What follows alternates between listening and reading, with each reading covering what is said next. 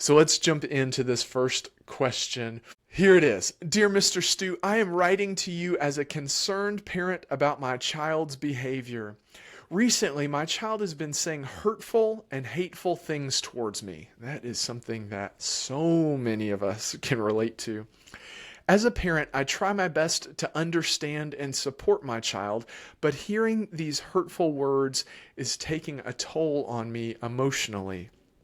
Just the other day, during an argument, my child called me names and said things that were completely out of character.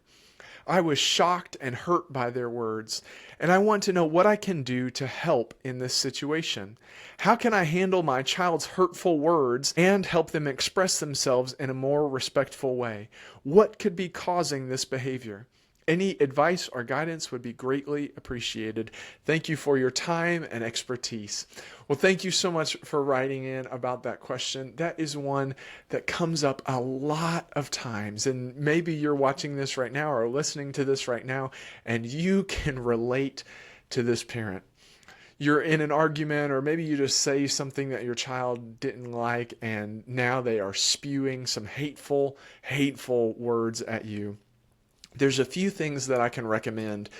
The first is not get caught up in the content, the words that the child is using, but try to see the message that they're trying to convey. Kids are not great with words, and it's because their brains haven't quite developed yet to help them understand the nuances in language.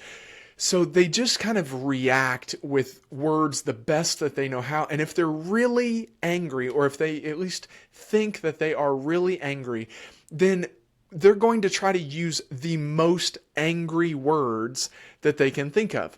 Not because it's the truth, but because it's what their brain is putting together because they haven't quite learned how to do it properly yet.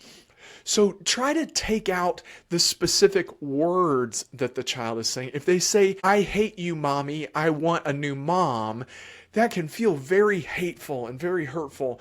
But really, the message that the child is trying to convey is, I'm angry with you right now. If a very young child, one who's in my office, I have very young children who will look at me and say, I just want to kill myself.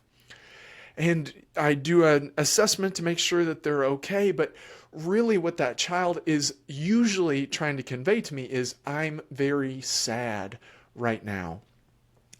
It's not so much about the specific words that they're sharing. And if you can remove those specific words and try to see the message beneath the words, that will help you accept this conversation a little bit more as something that's not a power struggle, where it's not you versus them or even them versus you. They're just upset about this situation. So you can think, okay, did I say something mean, or did I say something that they just don't like? Now, it doesn't mean that the child is able to speak to you that way. It doesn't mean that you should just accept it and not say anything about it. But in this moment, first what needs to happen is you need to let the child know that you understand their message. So if they're saying, I hate you, mommy, I want a new mom, I wish that you were never my mommy, whatever that might be, then what our job as the adult is to convey back to them, here's what you meant to say. I understand what you said. Here's what you meant to say. And the way you can reflect that back to them is, I know you're really upset with me right now. Because that's what they're actually trying to say. They're not trying to say, wish you weren't my mommy, I want another mommy. That's not the real message. The real message is, I'm upset with you right now. So if you can reflect that back to them and say, I know you're really upset with me right now, rather than feeding into the content, because a lot of times what will happen is a child will say, I hate you, mommy, I want a new mommy, I wish you were never my mommy. And then the parent will say back to them, well, fine, if you don't want me to be your mom, then I'll just take you somewhere, whatever it might be. And the child sees that their message wasn't received, or the child believes their message was received. Hey, I'm trying to convey to you that I'm angry with you. And the parent reacts negatively. The parent reacts in anger. So rather than feeding into the content, feeding into the actual words that are being said, try to feed into the message that the child is trying to convey and then reflect back to them what that message is. If a child, to me as a therapist, a young child says, I want to kill myself, then I can look back at them and I can say, I know it's a really, really tough time right now. And then I'll do my assessment and make sure that everything is safe. But the child just saying those words, it's the closest to the truth that they know how to do, but their brain hasn't figured out all of the nuances of language and all the real deep meanings of many words and many messages that they're saying. So try to not feed into that content. Try to reflect back to the child that their message has been received, and then just state back to them the way that they should have said it. So you can say, I know you're really upset right now, or I know you're really sad right now, or I know you wish that I would let you get the toy, whatever it might be. And that way you are communicating with your child. Your child is trying to use words, but they're not going to be good at it. And so you can reflect back to them, I know what you're trying to say. Here's what you are trying to say.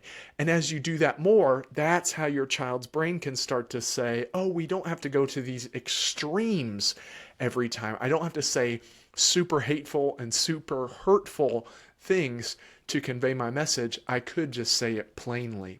And as they learn to do that more and more, and as you reflect back to them more and more, their brain will start to put the pieces together. Thank you so much for that question. I hope that little glimpse into children's brains was helpful. And I hope that you're able to use that the next time that your child might be saying some things that really can either get under your skin or really break your heart.